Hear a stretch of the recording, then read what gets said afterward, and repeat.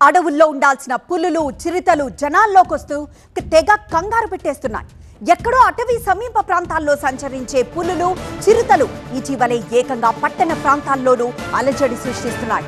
ఏకంగా మనుషులు పశువులపై దాడులు చేస్తూ దడ పుట్టిస్తున్నాయి.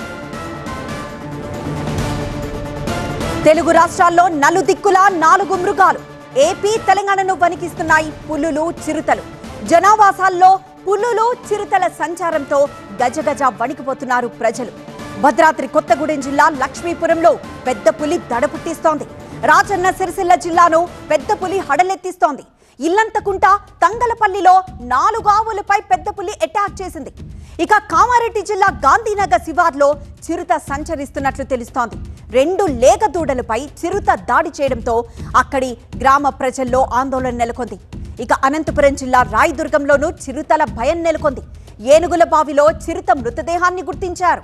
చిరుతలు భయపెడుతున్నాయి. రాజన్న సిరిసిల్ల జిల్లాను పెద్ద పులి హడలెత్తించింది.